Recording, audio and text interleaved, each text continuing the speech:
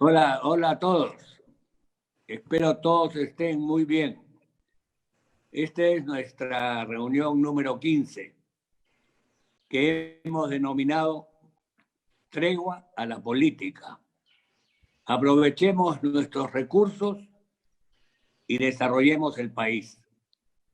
Esto es referido a una cita que hizo don Antonio Raimondi y creo que es adecuada para el momento. Estarán con nosotros dos ilustres ciudadanos peruanos: Pablo Bustamante, economista, consultor y director fundador de Lampadia, y Alfredo Bullard, abogado, escritor, analista y docente universitario. Vamos a empezar con Pablo y luego pasamos a Alfredo. Gracias por estar con nosotros a todos y gracias, Pablo y Alfredo, también por tener la gentileza de venir a exponer. Adelante.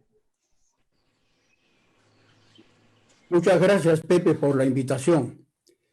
Y también quiero agradecerte muy especialmente por haber elegido el título de esta presentación basado en el artículo que publicamos en Lampadia, Das tregua a la política, que se refería a una frase de Raimondi que hace 150 años nos dijo: das tregua a la política y consagraos a conocer vuestro país y a los inmensos recursos que tiene, que nunca le hemos hecho caso, por supuesto. La situación es que hoy día estamos muy confundidos. Ya no sabemos qué es bueno y qué es malo para el Perú.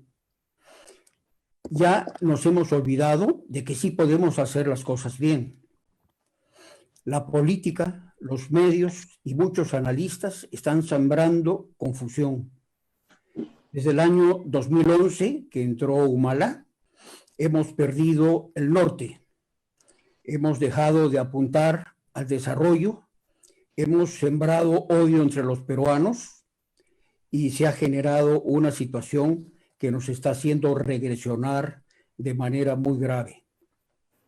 Por ejemplo, ¿no? En cuanto a gentes que dicen cosas, estos días está circulando en las redes un escrito supuestamente basado en lo que Michael Porter dijo en el Perú hace algunos años. Y voy a leer unas cuantas frasecitas porque son verdaderamente impresionantes, ¿no? El crecimiento económico del Perú no se ha reflejado en beneficio para la mayoría de la población. Esto es absolutamente falso. Sino cómo es que se redujo la pobreza de 60 a 20%. Cómo es que bajó la mortalidad infantil de 75 por 1000 a 18 por 1000 al año 2011, desde el 90.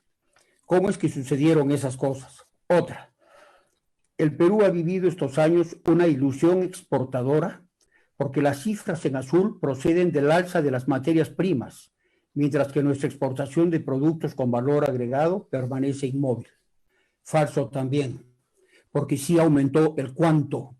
Desde que se instaló la Constitución del 93, el Perú empezó a invertir. Regresó la inversión privada al campo, o sea, a la minería, al agro, a la pesca, al turismo, que también está en las regiones.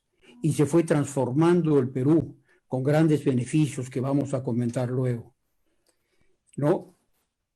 Raimondi efectivamente, con su sabiduría, nos dio el consejo clave: desarrollen sobre lo que tienen. La prioridad es el desarrollo y la reducción de la pobreza. En fin, veamos, por ejemplo, algunos indicadores que pasó después de la Constitución del 93, ¿no? El año 90, el Perú era prácticamente un estado fallido. Nuestros datos eran clamorosos. Por ejemplo, los ingresos fiscales eran el 3.8% del PBI. 3.8% del PBI. Con la recuperación del país llegaron a ser el 21%. El PBI per cápita el año 89 era menos de $1,000, $968. Para el año 2011 ya era 6,000 y ahora está en $10,000. La inflación promedio, que era 1.187% por año, con una brutalidad el año 90 y 89, ahora está estable en 2.5%, y ese es probablemente el mayor beneficio para la población, especialmente para los pobres, porque eso ha permitido que no se sigan desangrando y que puedan empezar a construir finanzas familiares. Como dije, la desnutrición infantil, la mortalidad infantil bajó sustancialmente. Y por supuesto la deuda externa bajó de 61% a niveles de 11% para el año 2011. Pero desde el 2011 las cosas vienen empeorando.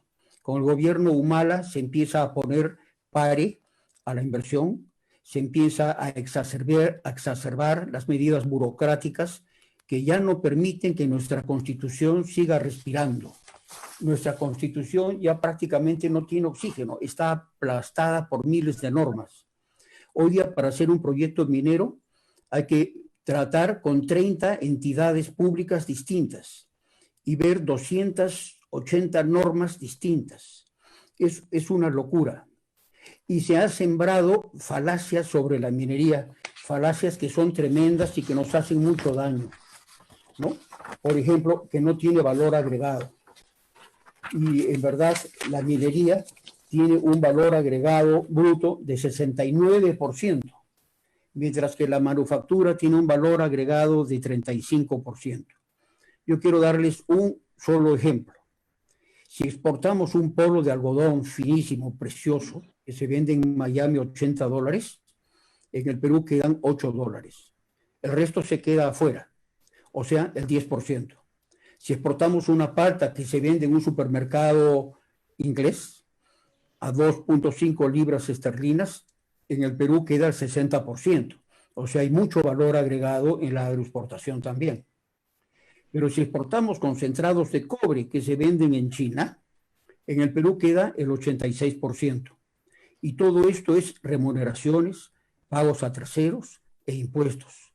La minería paga entre 40 y 47% de impuestos. O sea, genera grandes márgenes para que podamos dedicarlos a lo prioritario, que es la educación, la salud y las infraestructuras.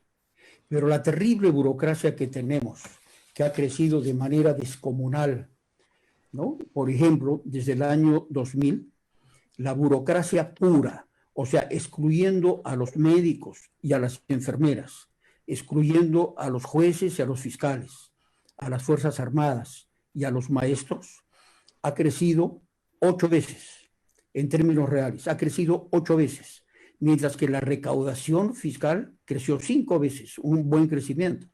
Pero todo se va en una burocracia inútil, que lo que hace es inventar nuevos procedimientos y paralizar la vida del país. Otros pues lo tienen claro. Es el caso de Australia, que creo que acabamos de ver un ejemplo perfecto. La embajadora de Australia acaba de escribir hace un par de días en El Comercio un artículo muy interesante, que nos dice cómo Australia ve la minería, ¿no? Y una de las cosas que dice es que justamente con la pandemia, la minería fue rápidamente declarada como una actividad esencial. Actividad esencial. Lo mismo hizo Canadá, lo mismo hizo Chile. Pero en el Perú paramos la producción minera. La tratamos como si fuera cualquier otra producción cuando se produce en espacios aislados y podía controlarse perfectamente con buenos protocolos la expansión del virus. En fin, hemos hecho muchos errores, ¿no? Y con la pandemia se han acentuado.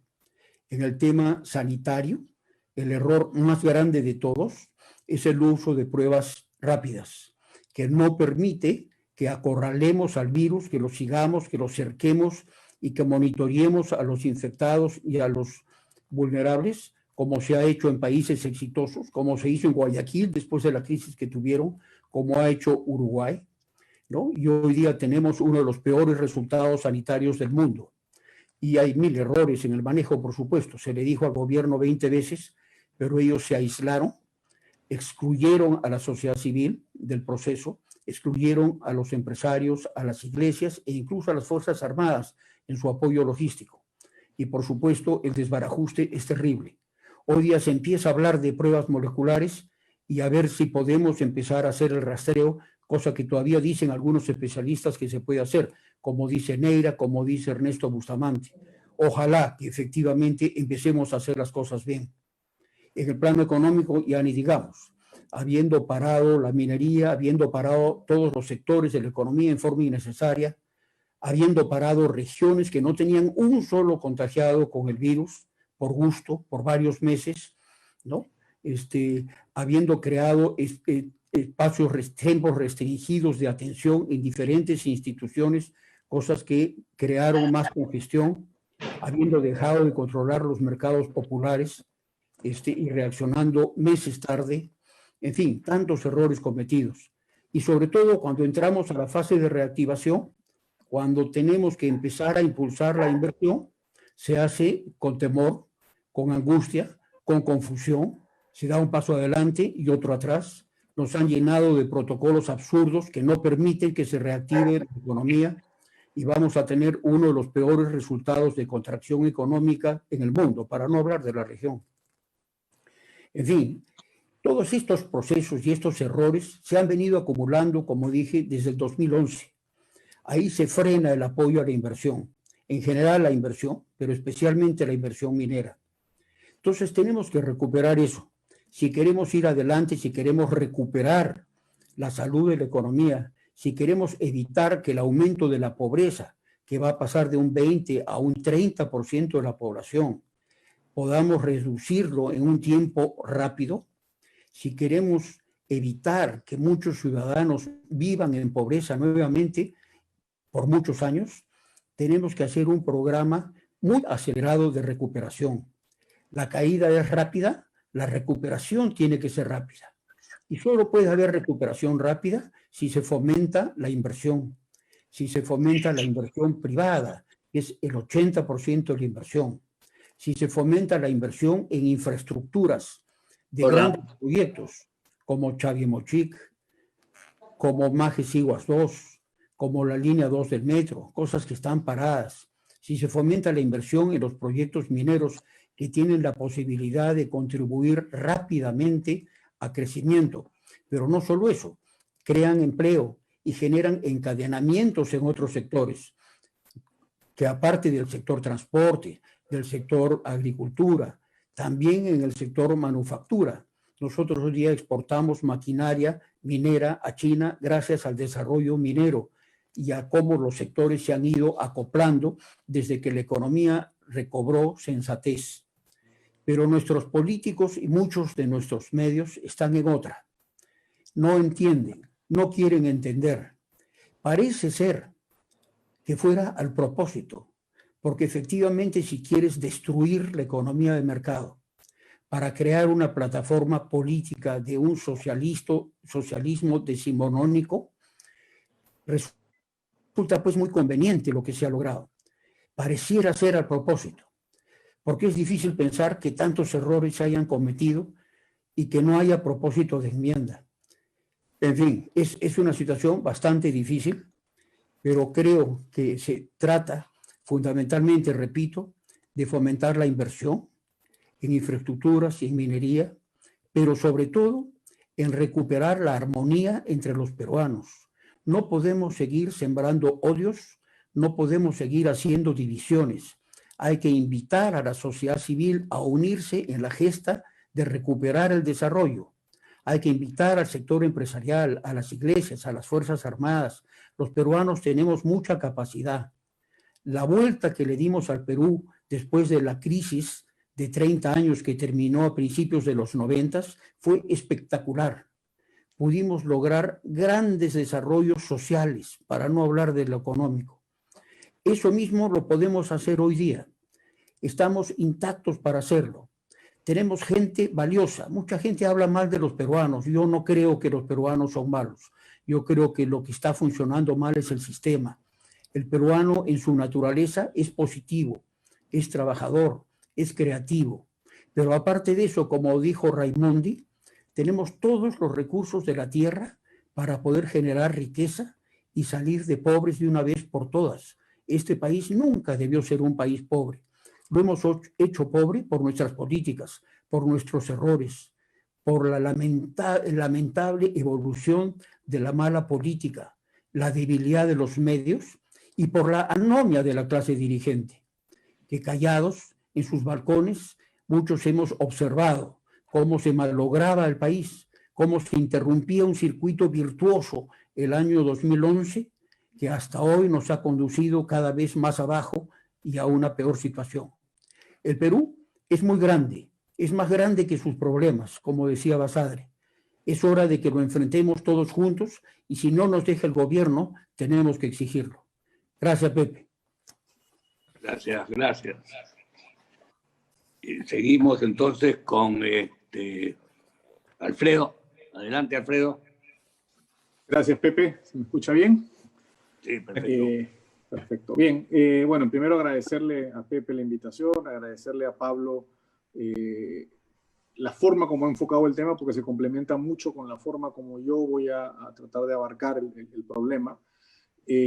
Pablo ha explicado muy bien cuál fue el proceso económico y cómo hoy día todos sentimos, por lo menos las personas que pensamos con cierto análisis medianamente racional, digamos, que efectivamente hay un problema con la política. Pero la pregunta, claro, que uno tiene que contestar, sí, ¿por qué es así? O sea, ¿por qué hoy día enfrentamos a la política de una manera en que la política parece no haber estorbado la economía durante un par de décadas, ¿no? Un poco más, diría yo, casi 3 décadas. Y uno se pregunta por qué. Y yo quiero regresar también a los 90, que es la época que se implementan estas reformas económicas y particularmente a la Constitución, ¿no? Que es una Constitución que en la parte económica ha sido muy buena para el país porque ha establecido unas bases que explican todo lo que ha pasado y todo lo que hoy día aparentemente queremos que deje que pase. Y es que la Constitución tenía, por un lado, efectivamente, como lado positivo, un conjunto de reglas que han sido muy buenas para la economía, pero a su vez la Constitución tenía una serie de reglas que eran muy malas para la política.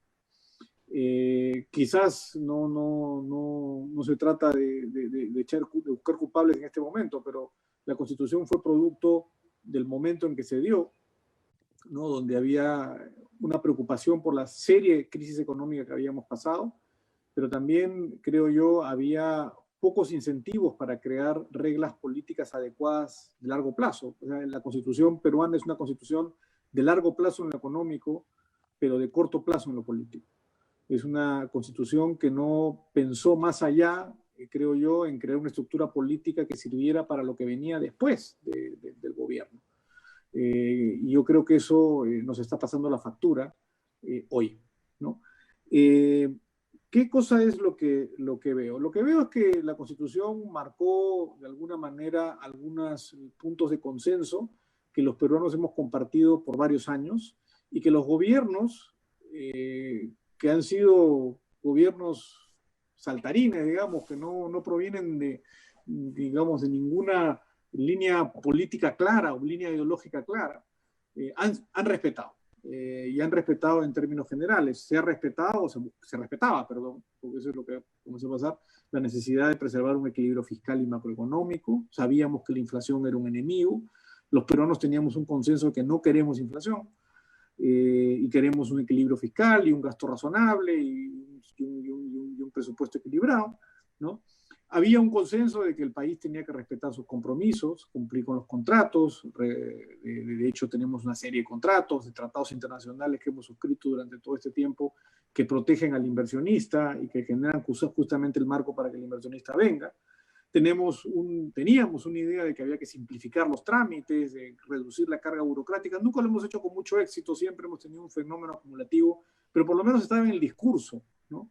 Estaba en el discurso el simplificar al Estado, y lo cual creo que de alguna manera evitaba que nos burocratizáramos tanto como hemos terminado. Y había una idea de apertura comercial, que el país tenía que tener fronteras abiertas para poder exportar y para poder importar, y que el intercambio finalmente es la fuente de que un país se vuelva competitivo. Si no hay apertura, no hay competencia. Si no hay competencia, no hay dinámica económica. Si no hay dinámica económica, hay menos bienestar. Yo creo que esos puntos han sido consenso y han sido un consenso no tocado hasta hace relativamente poco tiempo. Discutido quizás, pero no tocado. Ahí estaban las líneas básicas. La reforma política en los años 90 fue totalmente diferente. Era básicamente cortoplacista, estaba pensada en la estructura política de ese momento y en las necesidades del gobierno de ese momento. Era un sistema que buscaba partidos débiles, no partidos fuertes, no partidos que pudieran tener una línea que se preservara en el tiempo.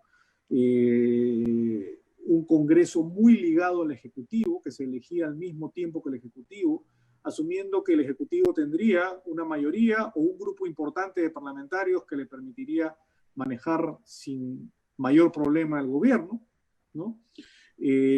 Una idea de, bueno, en ese momento de reelección, eso se cambió, pero había una idea de reelección del presidente. Había un voto, que todavía tenemos, un voto preferencial que básicamente prioriza a la persona y no a la institucionalidad de un partido, ¿no? Un sistema unicameral que reduce los niveles de representación en el Congreso porque utiliza un solo sistema de representación general, no permite que los grupos obtengan distintos niveles de representación y generen de alguna manera una dinámica más reflexiva en la formulación de leyes, ¿no? Y todo esto se dio, y es como que uno mezclar, así como en la parte económica mezclaron los ingredientes de la manera correcta para que la receta funcionara, la receta en la parte política estaba totalmente mal hecha, bastante mal hecha, y sin embargo pasó y sobrevivió, digamos, desde el punto de vista de la vida social y el mundo en el que vivimos por un muy buen tiempo. El resultado, si ustedes reflexionan un poco de lo que pasa luego de que acaba el gobierno de Fujimori, el resultado ha sido una economía desacoplada de la política.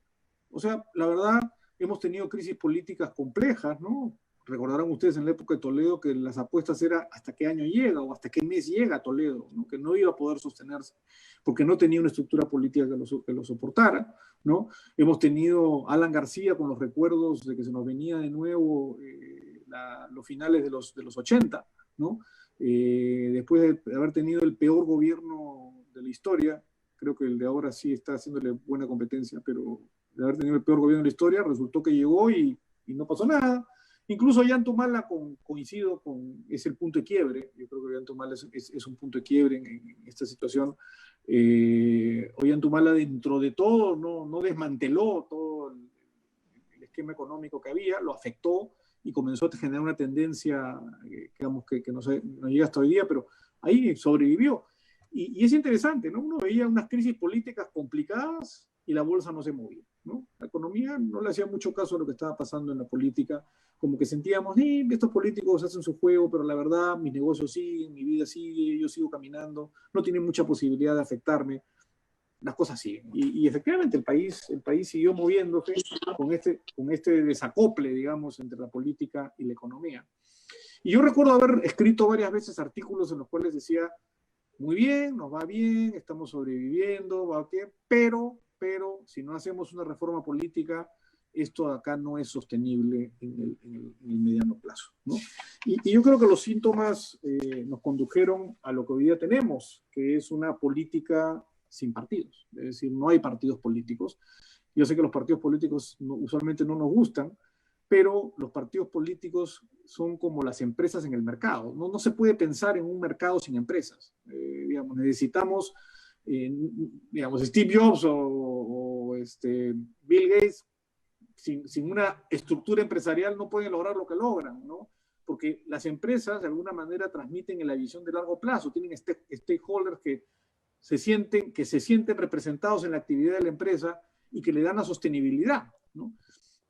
Objetivos de largo plazo, conseguir que esto dure más allá del tiempo que el funcionario de la empresa está en el cargo, y eso hace que le dé sostenibilidad. Pero si no hay partidos, si no hay una organización política que, con todos los defectos que los partidos tienen, piense en el largo plazo, piense en seguir ganando elecciones en el futuro, ¿no?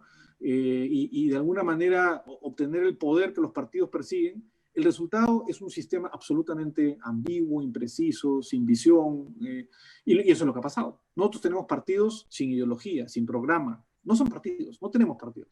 Y esto básicamente genera el mismo problema que tendríamos en un mercado sin empresas. los partidos no agrupan decisiones políticas, no tienen visiones de los bienes públicos que son necesarios para que la sociedad pueda producir los bienes privados que producimos a través del mercado. No hay visión de largo plazo, hay inestabilidad porque siendo que el sistema político es un juego de caudillos y los caudillos no tienen ideología identificable, ni visión identificable, ni programa identificable, entramos a un sistema de saltos continuos, de imprecisión, esta que hemos sufrido todos cuando se nos aceleraba el corazón, cuando iban a hacer el anuncio de cada una de las elecciones que hemos pasado en los últimos años, y se nos aceleraba no por la emoción de quién iba a ganar, sino por el temor de quién podía ganar, ¿no? Y que vamos a volver a experimentar lamentablemente exacerbado en las próximas elecciones. Tenemos una visión, creo que, o una situación que nos coloca en un disparadero, digamos, muy claro, y que sentimos que no hay nada predecible en la política, ¿no? Y la política tiene que ser predecible. Y ustedes van a ver cómo es la política en los países razonablemente civilizados, aunque eso también está sufriendo algún deterioro en los últimos años. Verá que los países civilizados tienen 2 o 3 partidos que son partidos que están ahí hace décadas, son partidos que tienen ideologías diferentes pero parecidas, es decir, los demócratas y los republicanos, aunque ahora con Trump todo ha cambiado un poco, pero los demócratas y los republicanos son más o menos 2 colores, o sea, 2 tonalidades del mismo color. Es decir, no es que uno va a entrar y va a estatizar todo y el otro va a entrar y va a liberalizar todo. Tienen un balance, tienen que moverse al centro porque el sistema político, los sistemas de elecciones, los sistemas de representación en el Congreso, la división de poderes, todo este sistema conduce a que si no se mueven hacia el centro, si no se parecen, pierden. Los electores no van a los extremos, ¿no? Pero genera un sistema de balance donde hay una sucesión ordenada en el poder que genera balances un poco más a la izquierda, un poco más a la derecha, pero todos alrededor del centro. Y acá eso no lo tenemos porque ni siquiera tenemos ideología. Uno puede decir qué cosa era Toledo, de izquierda, de derecha, qué cosa ha sido Yantumala, parece de izquierda, pero al mismo tiempo hacía cosas. No tenemos nada muy claro, ¿no? Y eso genera sin duda inestabilidad, ¿no? Las empresas y la economía necesita estabilidad. Y hemos vivido, gracias a Dios, porque el impulso de la economía y la sensación que la economía funcionaba hacía que la gente no quisiera tocar las bases de la economía. No importaba mucho si pensaban bien o pensaban mal, ¿no? Eso es lo que pasa con Alan García. Alan García se da cuenta que hacer lo mismo que hizo en los 80 hubiera sido un desastre. La economía estaba funcionando bien, dejó que las cosas siguieran caminando. Pero el punto, yo creo que es que este desacople no es sostenible en el largo plazo, ¿no? Y necesitamos una institucionalidad política que nos genere cierto... Y uno lo ve, digamos, en distintas expresiones, ¿no? Noten ustedes, no hemos sido gobernados por el mismo partido, salvo una sola excepción, desde que acabó el gobierno militar. Ni siquiera Fujimori postuló con el mismo partido en las 3 veces que fue elegido. Cambiaba de partido, cambiaba la base. Él mismo sacrificaba un poco la organización política que lo había llegado al poder y creaba una nueva. Creaba otra. El único caso ha sido el APRA, ¿no? Que ha tenido 2 gobiernos de signo absolutamente distintos, casi como si hubieran sido 2 partidos diferentes, ¿no? Un bombazo, sí, ¿no? Por totalmente distintos. Y esa diferencia uno la nota porque básicamente lo que tuvieron fue un caudillo. O sea, la verdad, el éxito del APRA en 2 elecciones se debe principalmente al caudillismo de su líder, no necesariamente a que el APRA haya tenido una estructura ideológica institucional. O sea, la demostración que los 2 gobiernos, 2 signos ideológicos más distintos no han podido tener. Sociedad Nacional de Industria. Uno lo ve en las células de votación. Las células de votación del Perú son muy curiosas, ¿no? Fíjense los candidatos principales, ¿no? ¿Cuál es el signo del partido? La O de Ollanta, el PPK de PPK, la K de Keiko, la T de Toledo. La única excepción, bueno, en el caso de Castañeda Loz se usaba un símbolo muy parecido a cuando él había estado en el Seguro Social, en el IPS, para mostrar que eso es lo que él había hecho. Es decir, también era caudillista. La única excepción quizás era Alan García, que por su liderazgo y su carácter caudillo casi no necesitaba cambiar el signo para que todo el mundo identificara que era él. Entonces uno tiene una estructura en la cual no sabemos, ustedes tienen alguna idea quiénes van a postular en la próxima elección que está a la vuelta de la esquina. No tenemos la más mínima idea, no sabemos, no tenemos ninguna estructura partidaria, no sabemos ni siquiera qué partido es, no nos interesa qué partido es, lo más probable es que quien va a llegar al gobierno va a ser una estructura que no tiene ningún nombre de los partidos tradicionales, va a parecer una cosa extrañísima o absolutamente desapegada a cualquier forma de organización de largo plazo. El resultado, digamos, lo que termina un poco el ciclo de la inercia de la económica, haciendo que los partidos o los políticos, con todo este desbarajuste de cómo funciona el sistema, no hayan tocado la economía, es que, claro, se presentan ciertas coyunturas curiosas. Un sistema político que está hecho para que la elección del Congreso coincida con la elección del Ejecutivo resultó en una minoría notoria del presidente del PPK, notoria en el Congreso, como consecuencia de las particulares coyunturas en la cual se dio esa elección, con lo cual no tenía ninguna capacidad de hacer nada en el Congreso, un gobierno débil, un fujimorismo rabioso por haber perdido, y además se desata todo el problema de corrupción donde genera un hilo entre lo que fue la actividad económica y se hace una generalización absolutamente injustificada respecto a que la economía de mercado trajo la corrupción, cuando yo creo que no es así. De hecho, es curioso ver que las empresas, la gran mayoría de las empresas, las que aplican realmente el crecimiento económico, no pasaron necesariamente por el Estado ni por actos de corrupción, pero bueno, esa generalización ha hecho que hoy día haya una sensación muy antiempresarial, ¿no? Que hace que mostrar ciertas simpatías por la economía de mercado sea casi una confesión de ser un corrupto, ¿no? Y eso realmente es preocupante, ¿no? Y yo creo que la frase de Raimondi, que muy bien nos hizo recordar Pablo, tregua a la política, es que claro, uno debería decir, en realidad la política no es un fin en sí mismo, la política es un medio a través de la cual se generan los bienes públicos que necesitamos para producir bienes privados.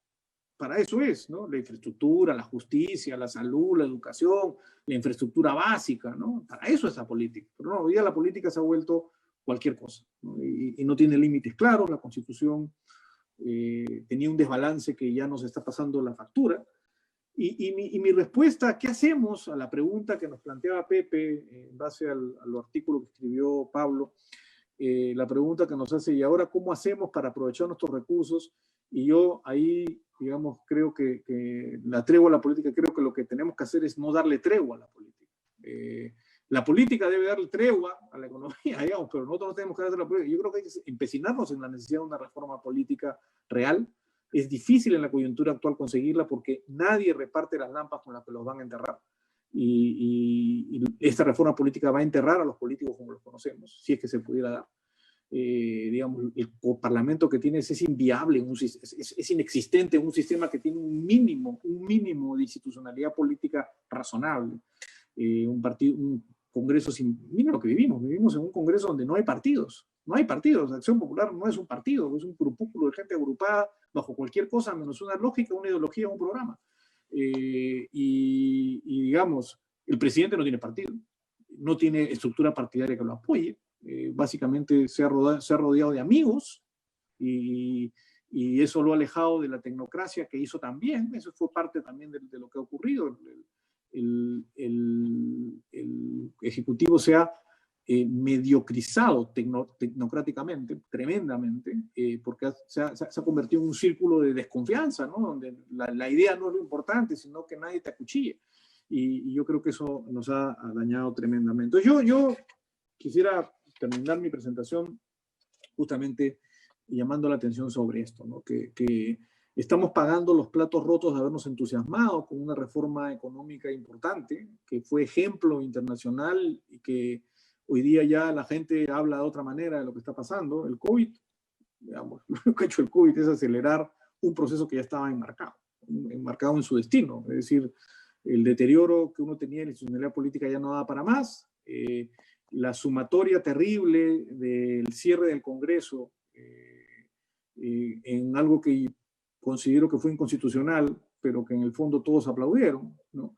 Una situación de pandemia que ha golpeado muy duramente la economía, ha hecho que no tengamos capacidad de reacción y ha acelerado un proceso que yo creo ya estaba enmarcado hacia dónde iba. Ojalá podamos hacer esta reforma, esta reforma la que nos va a permitir, porque la pregunta de Pablo y la conclusión de Pablo es obvia. Hay que hacer lo que todos sabemos que hay que hacer. La pregunta es cómo hacemos para que el sistema político haga lo que hay que hacer. Yo creo que ese es el gran problema, porque no podemos vivir desacoplados de la política. La economía necesita leyes, necesita instituciones, necesita propiedad, necesita contratos que se cumplan. Necesitamos un sistema de bienes públicos que funcione, un Estado fuerte, pero pequeño. Y eso es lo que haga bien lo que tiene que hacer y no se meta a hacer todo lo que no sabe hacer mal. Y yo creo que eso es quizás el punto principal de la agenda. Con esto termino. Disculpen que me haya extendido un poco, pero creo que era importante y la reflexión de Pablo meritó a tener esta explicación. Muchas gracias. Muchas gracias, Alfredo. Muy interesante tu exposición. Tengo muchas preguntas para ustedes, pero voy a preguntar primero la que tengo yo preparada. Los dos, de una forma u otra, han tocado un poco el tema de cuál es el sistema. El sistema que podría funcionar en un país como el nuestro, donde no hay reforma política, no hay organizaciones políticas ni partidos adecuados, sin ideología, sin programas, etc. Las regiones no funcionan, nunca funcionaron, fueron mal hechas. No hay visión de largo plazo, según Alfredo también lo ha mencionado. No se cumple con la ley, que es uno de los temas más importantes de este país. No se cumple con la ley. No hay mala educación, mala salud, no hay infraestructura. Los presidentes que hemos tenido, por más que algunos han ido para un lado, después los otros para el otro, han sido presidentes lamentablemente corruptos, y los políticos, muchos de ellos también. Hay un tema que leí hoy día en un Twitter, ante una pregunta que se hizo sobre por qué este país no progresa y que todo el mundo nos quejamos de todo lo que no tenemos y no lo hacemos bien. Y que la democracia no es la adecuada. Y hay una contestación precisa sobre ese tema de un señor Adriansen, que no es mi amigo, el economista, que dice: democracia implica responsabilidad del elector. Y eso es la verdad. Se quejan del Congreso, se quejan de la presidencia, se quejan de todo. Pero al final, a la hora de elegir, se elige pésimo, se elige mal. Entonces, mi pregunta va a que, ¿cómo hacemos para que realmente el sistema tienda a funcionar o empiece a funcionar? ¿Qué tipo de políticos necesitamos? ¿Qué tipo de presidente necesitamos? Porque ya el tema de los partidos es secundario, porque son más líderes que el partido más funciona el líder que el partido, como ha sucedido con Acción Popular, con Jorge Muñoz, que en el fondo es el que ha levantado de una forma u otra Acción Popular. Pero no es una cuestión ideológica de partido, es una cuestión de personas. Y lamentablemente estamos en eso otra vez. No sé si puedan responderme lo que acabo de mencionar. Gracias. Empiezo con Pablo.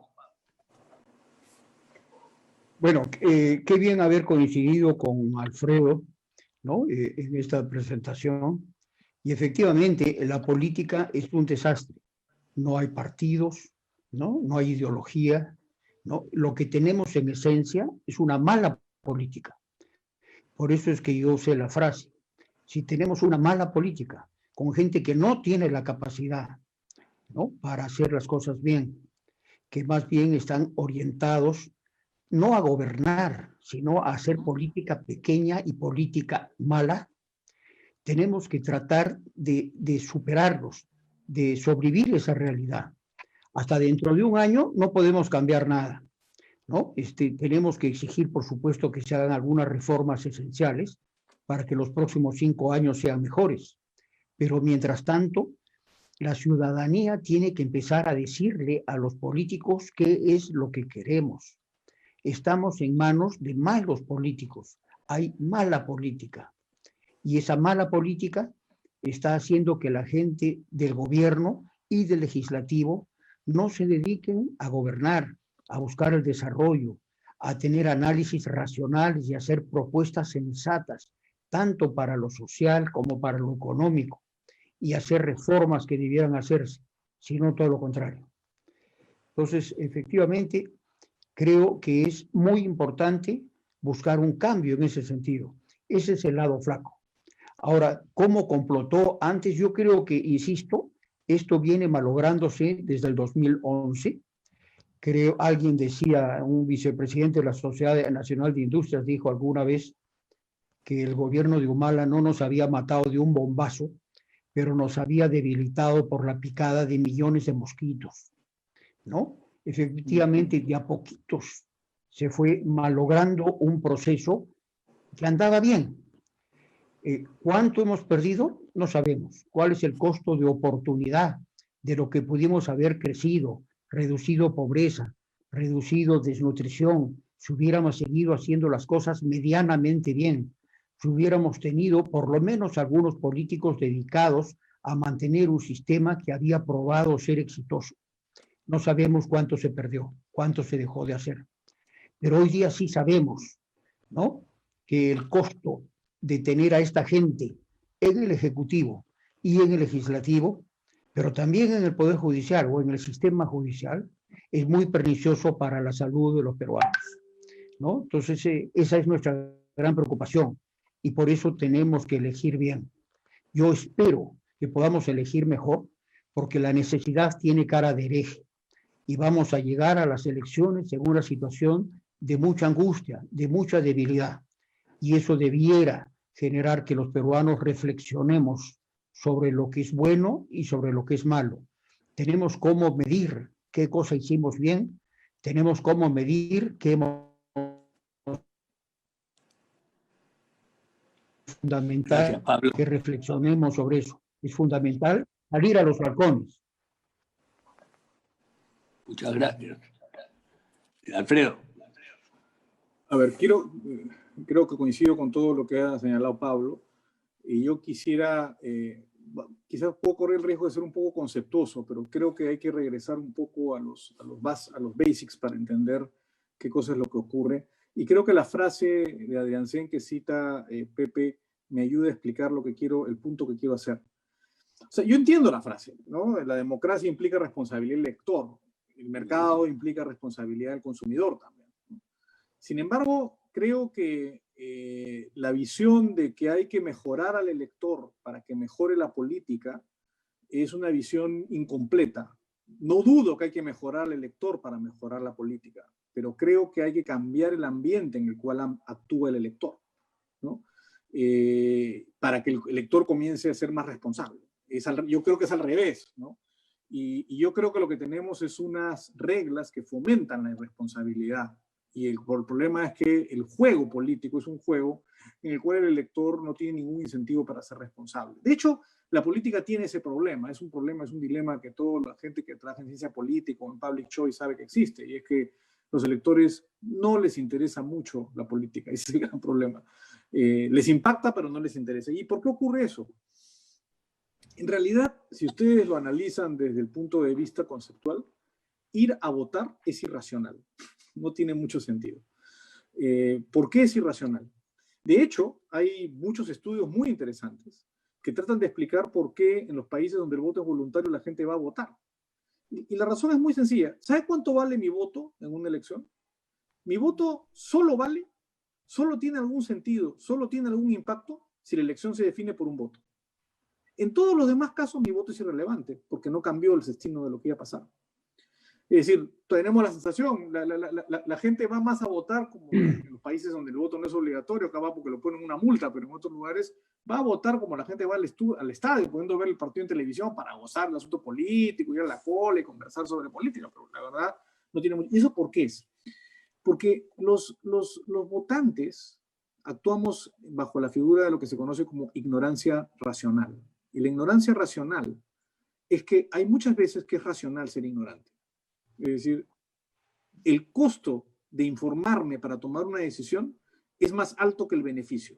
Y como vimos, el beneficio de votar es casi nada, es casi cero. Entonces, porque yo voy a votar y no recibo nada a cambio de votar, el candidato saldrá elegido por una mayoría. Entonces, mi interés por enterarme quiénes son los candidatos, cuáles son sus programas, qué cosas han hecho, es muy bajo. Ninguno de nosotros, les puedo asegurar, el votante más responsable de todo lo que estamos escuchando en este momento, ninguno se ha leído todos los CVs de todos los candidatos al Congreso, no se ha leído los programas de los partidos, no encontraría mucho, digamos, pero no se ha informado mayormente. Decide votar un poco por intuición, por lo que ve, por lo que siente, y realmente no se entera. Esa ignorancia racional hace que el votante actúe en un contexto similar a ser irresponsable, pero es porque realmente esto se ve además en todo. Yo soy ignorante racional en medicina, yo soy estudiar derecho. He decidido no saber medicina porque si tuviera que saber de todo, no podría saber de nada en realidad. Entonces, y de la misma manera, si yo tengo problemas en mi vida y tengo que conseguir trabajo, resolver problemas a mis clientes y todo, ponerme a estudiar, digamos, quiénes son los candidatos para algo que a mí no me reditúa nada, tiene muy poco incentivo. Por eso es que las reglas son tan importantes. La gente suele confundir que la competencia política es mejor como cuando ocurre con la competencia económica. Entonces te dicen cosas como, mejor es el voto preferencial, porque yo puedo expresar mi preferencia por una persona específica y no por un partido. Yo quiero justamente no darle al partido el poder. Ese es un error. Ese es un error, porque si uno es un ignorante racional, tener que comparar los 400 y miles de candidatos que se presentan al Congreso para poder decir cuál es el mejor es imposible. Es absolutamente imposible. Por eso es mucho mejor el sistema de distrito uninominal, donde uno vota entre los candidatos, para elegir un congresista, uninominal o binominal como en Chile, uno o dos, no una lista completa. Y el voto preferencial es una cosa imposible de ejercer. Entonces, eso genera voto muy irresponsable, en realidad voto donde la racionalidad se maximiza. Y a esto se añade un problema adicional. Cuando ustedes van a comprar una refrigeradora y pagan el precio de la refrigeradora y se equivocan, asumen los platos rotos. Si la refrigeradora que compraron es mala, les cuesta a ustedes porque no funciona, la comida se les malogra. Pero cuando ustedes votan por alguien, el costo se lo trasladan a todo el mundo, porque si se eligió un candidato malo, ese candidato gobierna a todos y todos sufrimos las consecuencias. Entonces, el problema en la política es que si no tenemos unas reglas que encaucen la votación para que el resultado sean partidos organizados de cierta manera, no va a funcionar. No va a funcionar.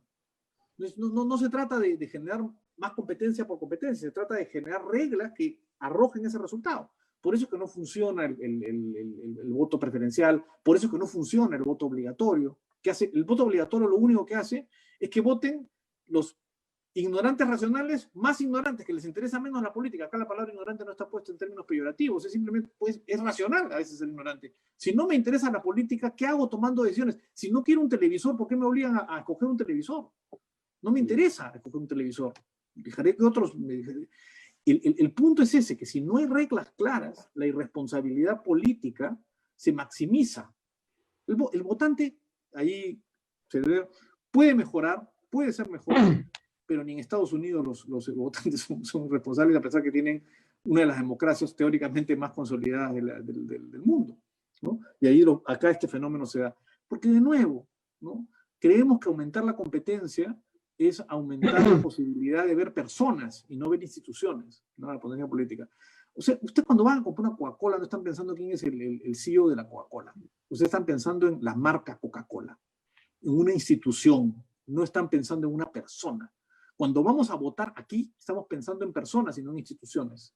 Las personas son importantes, sin duda, pero para que la política funcione necesitamos institucionalidad. Y eso es lo que no hay, ¿no? Y yo creo que ese es el problema principal. Muy bien, muchas gracias, Alfredo. Seguimos con las preguntas.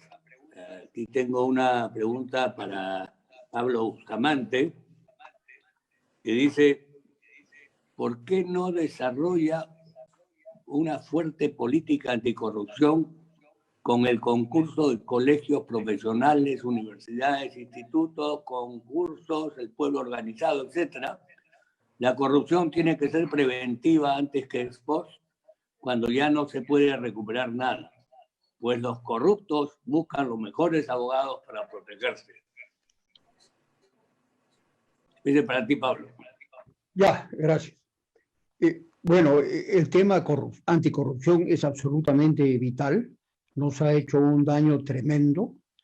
Creo que en los últimos años se está empezando a movilizar desde la sociedad civil procesos, ¿no?, que buscan la transparencia, ¿no? Por ejemplo, en UNCADE nació hace un par de años la búsqueda de integridad. Hay una estructura societaria que está fomentando que las empresas se afilien a procesos de integridad que sean más transparentes, que recusen la corrupción, que consigan acreditación de que están comprometidos con la lucha contra la corrupción, etcétera.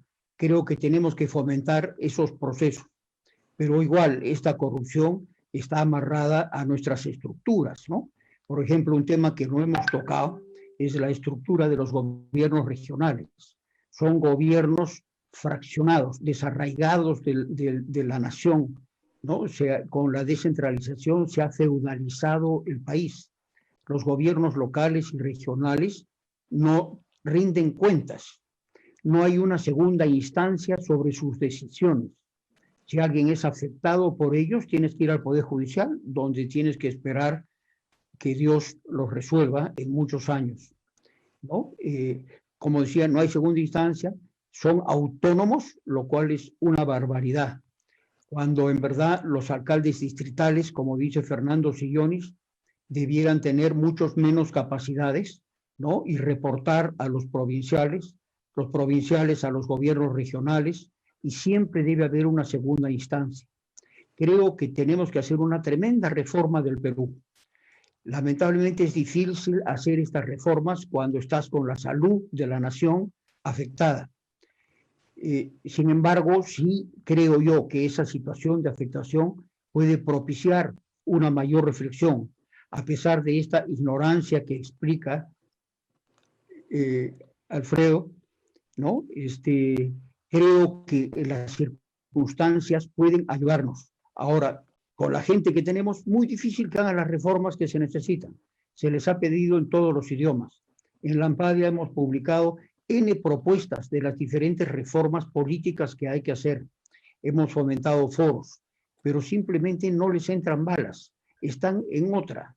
Están haciendo mala política. No están haciendo ni siquiera política, sino mala política, ¿no? Entonces, la lucha contra la corrupción es esencial, y creo que el Perú se está despercudiendo de eso también. Muy bien, muchas gracias, Pablo.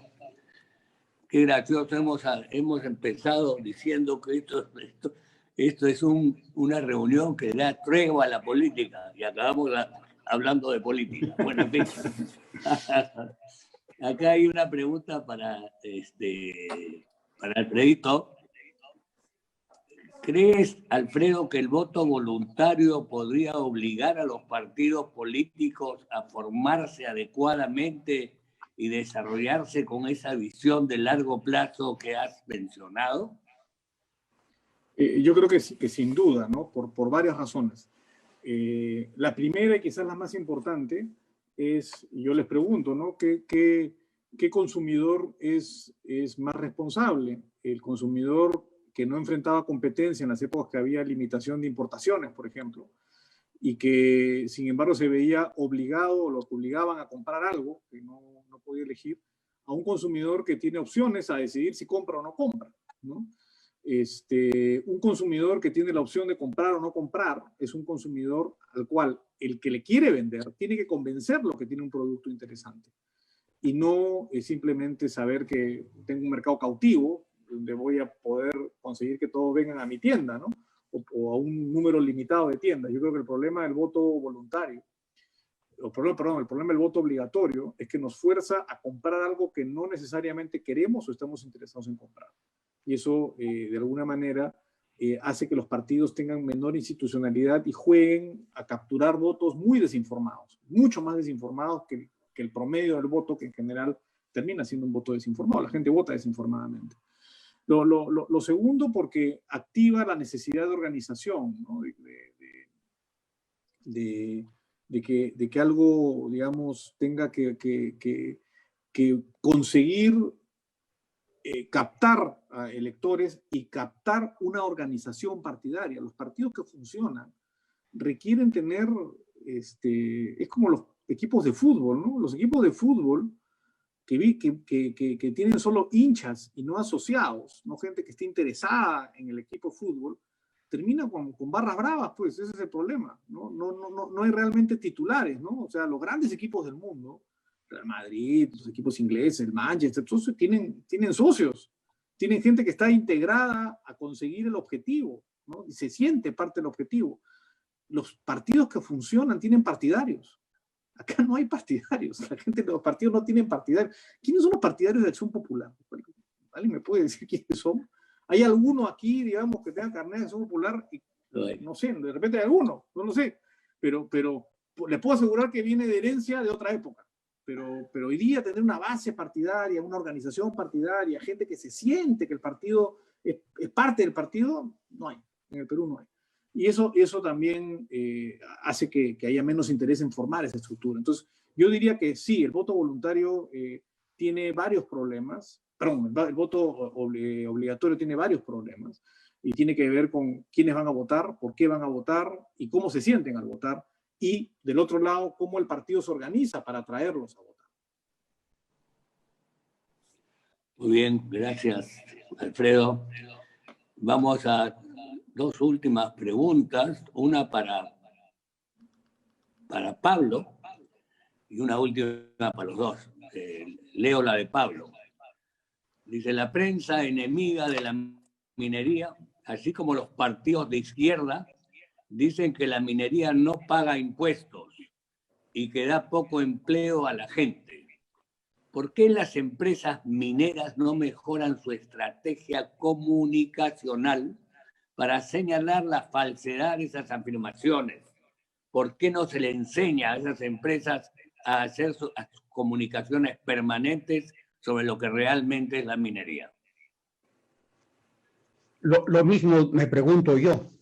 ¿Por qué es que las empresas mineras, por qué la Sociedad Nacional de Minería y Energía y Petróleo no ha sido capaz todos estos largos años de contrarrestar esta prédica antiminera?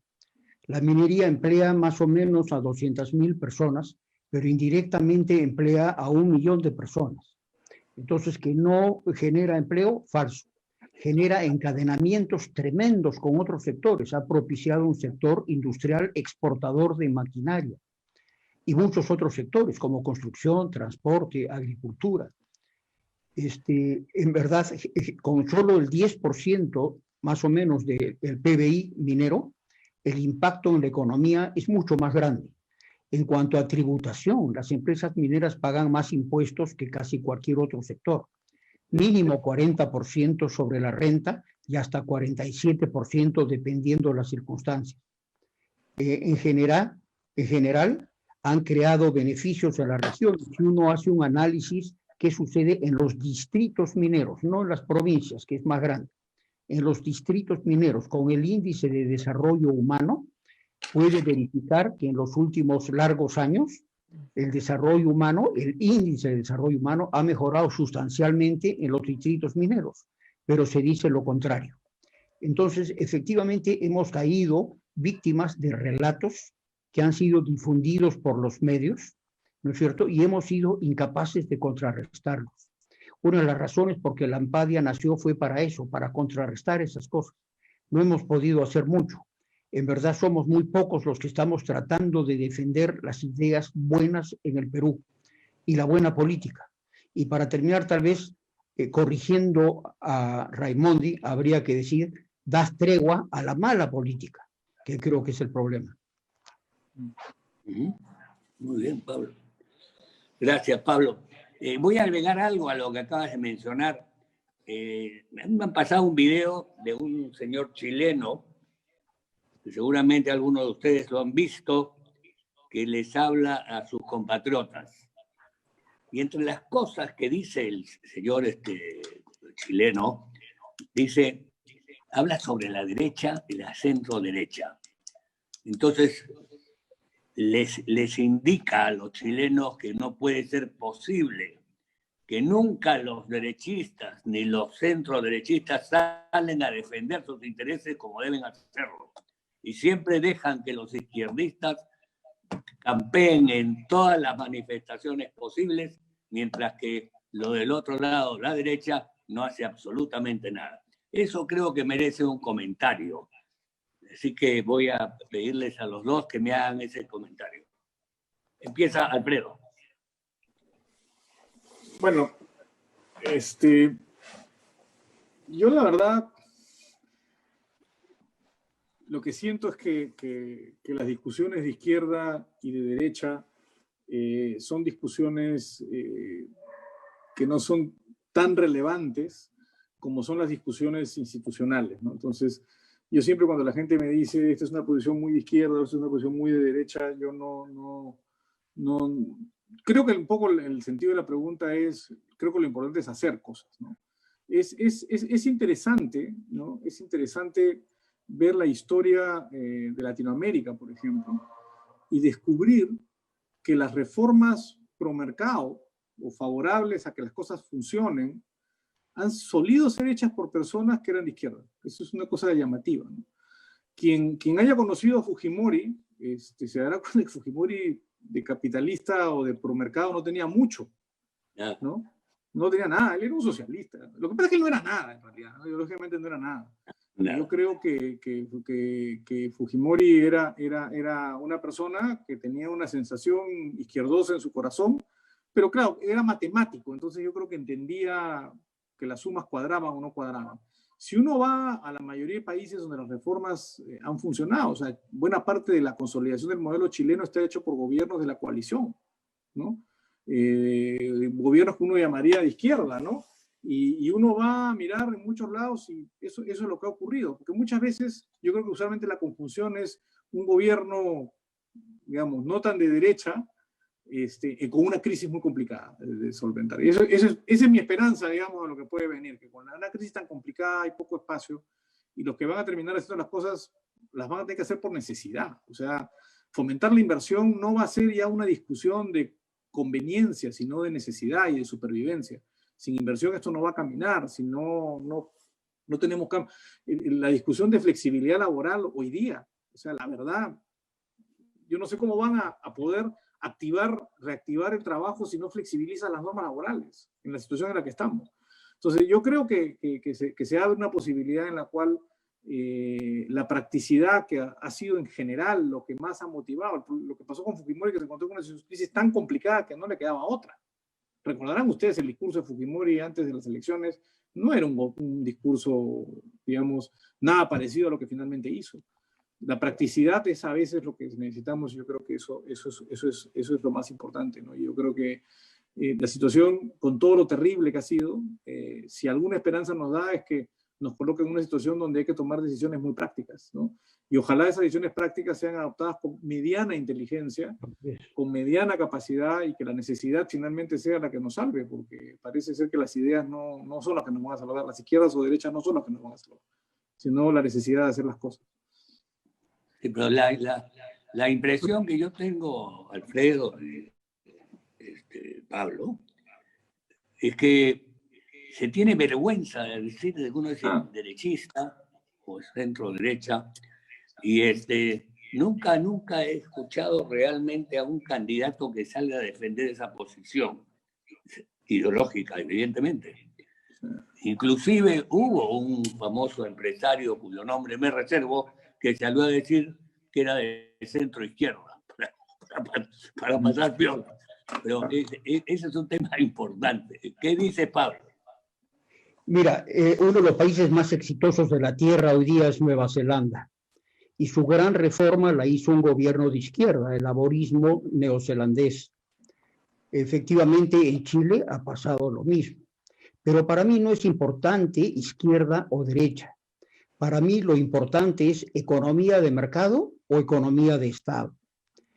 Y más bien lo que necesitamos tener una izquierda moderna, una izquierda que adscriba a la economía de mercado. Y dentro de esa economía de mercado, como explicaba hace un rato Alfredo, con muy pequeña diferencia de tonos, ¿no es cierto?, acomodar de una manera o de otra manera la estructura del país.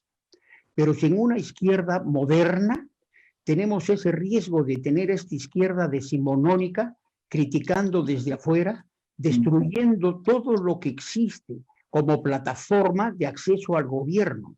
Y eso crea una gran distorsión en la política. Para empezar, crea un cierto centro de gravedad que arrastra al centro hacia la izquierda, que arrastra a la gente a tener vergüenza de decir que son de derecha, como decía Pepe, ¿no? Esa izquierda maligna que tenemos distorsiona completamente la política. Necesitamos a gritos una buena izquierda, pero una izquierda que crea en la economía de mercado. Responsable. Muy bien, muy interesante lo que acabas de decir. La última pregunta para ambos. Tengo otras, pero no nos das más el tiempo, con mucha pena. Seguramente voy a trasladarle las preguntas a Pablo y Alfredo luego. La pregunta para ambos es, ¿cuál consideran debió ser el rol de los gremios empresariales, especialmente de la CONFIEP, durante la pandemia? ¿Y qué tipo de liderazgo deberían ejercer en el futuro, acercándose evidentemente el 2021? Sí. Empieza, perdón, Alfredo.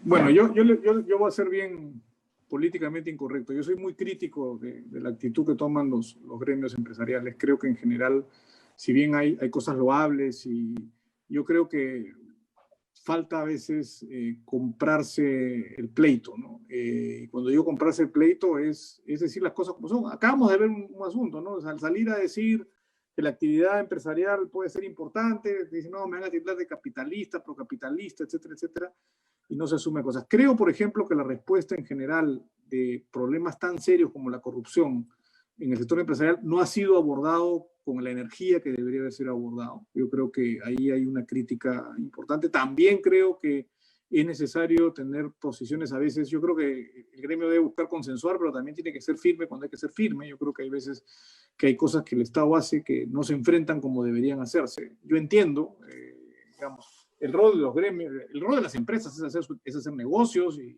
hacer actividad económica. Ese es su rol principal, ¿no? Yo creo en la responsabilidad social de las empresas en cuanto la empresa sienta que tiene que tenerla. No creo que pueda ser obligada a hacer. Y yo creo que ahí a veces las empresas han ido cediendo, los gremios han ido cediendo un poco en ese punto, ¿no? Entonces yo sería mucho más proactivo. Yo creo que ahí el gremio tiene que pensar en la necesidad del desarrollo institucional, de las instituciones de las que hemos estado hablando, de la reforma política. O sea, creo que el gremio debería asumir, los gremios deberían asumir el asunto de la reforma política como un asunto central, ¿no? La reforma política y la reforma institucional, la reforma del Poder Judicial, la reforma... Ha habido esfuerzos interesantes, por ejemplo, los juzgados comerciales mejoraron cuando algunos gremios tomaron cartas en el asunto, ¿no? Pero eso tiene que ser, creo que central, ¿no? Porque la verdad, confiar la cosa pública al gobierno es un peligro. Sinceramente es un peligro. Si no tomamos la decisión, los privados, de tomar acciones en la cosa pública, que no necesariamente es meterse en política como participantes activos de política, sino en sentar posiciones, en promover, en empujar la reforma política, creo que estamos cometiendo el error de quejarnos de aquello en que no nos hemos metido. Muy bien, Pablo. Bien, gracias. Efectivamente, coincido con Alfredo, no podemos dejar la política, ¿no es cierto?, en manos de los políticos.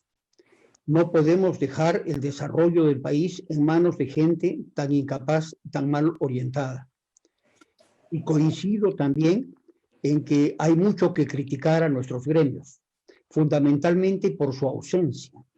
Creo que un país que vivió esa revolución de recuperarse después de haber sido un Estado fallido, hacia ser una suerte de estrella internacional en el plano económico y social, ¿no?, debió comprometernos a la acción, debió comprometer a los gremios a participar, a orientar, a sacar lecciones y sobre todo a identificar las cosas que había que mejorar. Pero en general la tendencia en el mundo empresarial y en los gremios es de ponerse de costado, es tener temor de los políticos, tener temor de las represalias que pueden tomar. Entonces no se habla con claridad. Se buscan muchas reuniones en cuartos cerrados, cuando lo fundamental es hablar las cosas con claridad para que la opinión pública vaya formándose criterios adecuados para juzgar cuáles son las buenas políticas y cuáles no lo son. Nosotros tenemos la obligación de ilustrar a la opinión pública qué es lo que hay que hacer en el Perú, qué es lo que no hay que hacer, cuál es la potencia o el potencial que tiene el Perú. Tenemos que refregarlo todos los días. Y si un periodista dice una barbaridad, hay que contradecirlo. Estamos acostumbrados a no contradecir a los medios. Entonces, algunos de nuestros periodistas son vacas sagradas, que cuando alguien los critica, te excluyen del proceso mediático, como me ha pasado a mí, por ejemplo, en Canal N y en RPP, porque yo no me quedo callado, soy incómodo y critico lo que hacen mal. Pero ese es el ambiente de la política limeña, lamentablemente, y creo que tenemos que trascender esa realidad con urgencia. Nuestros ciudadanos necesitan transparencia en el hablar, claridad, realidad sobre las cosas. Basta de hablar a media voz, como decía, no me acuerdo quién, pero con una frase, la maldición o algo así, de hablar a media voz en el Perú. Eso hay que suprimirlo. Tenemos que tener presencia. Pero tú preguntaste sobre la pandemia. En la pandemia, los gremios han sido más bien sacrificados. Han sido criticados injustamente en diferentes sectores empresariales y han sido excluidos de poder colaborar. La colaboración que ha habido de las empresas y de los gremios en la pandemia ha sido formidable. Creo que ha sido un excelente ejemplo de lo que se puede hacer. Y no nos olvidemos que se han hecho esas cosas muy buenas. Y el gobierno no las reconoce y no los agradece. Por eso es que la política, la mala política, sigue dando vueltas y haciéndonos mucho daño. Muy bien, Pablito. Sin desmerecer a los limeños o a ningún otro provinciano de otro departamento, yo siempre he considerado, y esto va para ti, Pablo, yo tengo muy buenos amigos arequipeños y siempre los arequipeños han tenido esa virtud, las cosas claras y el chocolate espeso. Así que así es. Y me permito la última pregunta. Perfil del candidato que necesitamos. ¿A quiénes tenemos? Vamos a ver. De Soto, Nieto, Sillonis, Benavides. Acción Popular tiene a Raúl Escanseco, a Barnechea, después tenemos a Guzmán, a Urresti. ¿Quién es? ¿Cómo es? ¿Cuál es el que realmente reúne ese perfil que necesitamos? Alfredo. Difícil, ¿eh? Por lo menos no creo, a ver, en el nombre de gente que le tengo mucho respeto, digamos, a otros que no, en los nombres que se han mencionado, pero... Dime 2 o 3 nombres, no necesitas, dime todo. Es que la verdad me cuesta identificarlos, ¿no? O sea, a ver, yo puedo coincidir con muchas de las ideas de Soto y claramente creo que Urresti sería un desastre. Pero creo que De Soto no tiene la muñeca y capacidad política para hacer las reformas que hay que hacer. Mi impresión es que necesitamos una persona muy práctica, muy práctica, no teórica, sino muy práctica, que se sepa rodear de gente que sí va a tener base teórica, es decir, de una tecnocracia efectiva, que lo cual no quiere decir caer en la ingenuidad de rodearse solo de tecnócratas, sino gente que tenga muñeca política, pero tiene que tener tecnocracia detrás, y con capacidad de decisión, que sea una persona que tome decisiones y que tome decisiones, digamos, rodeado de buenas... Por ejemplo, la gente, por lo menos cuando todavía la popularidad de Vizcarra estaba subiendo, lo que la gente le admiraba era que tomaba decisiones. La verdad, a mí me parecía increíble que alguien que no estaba decidiendo o estaba decidiendo cosas claramente equivocadas, se le aplaudiera porque había decidido bien. Yo creo que es una combinación de tomar decisión, de ser práctico. Yo creo que ahora necesitamos una persona muy práctica. A mí, sinceramente, la línea ideológica me preocupa menos. Me preocupa que sea alguien que vea las cosas con claridad, que sepa que hay que tomar medidas. Muchas de ellas van a ser impopulares, pero que sepa que eso de ahí es lo que se necesita. La verdad, en la lista no encuentro nadie que claramente encaje en ese perfil. Me faltó Quiabra. Roberto Quiabra también debe estar dentro del equipo. Ya. Gracias, Alfredo. Pablito. Remato.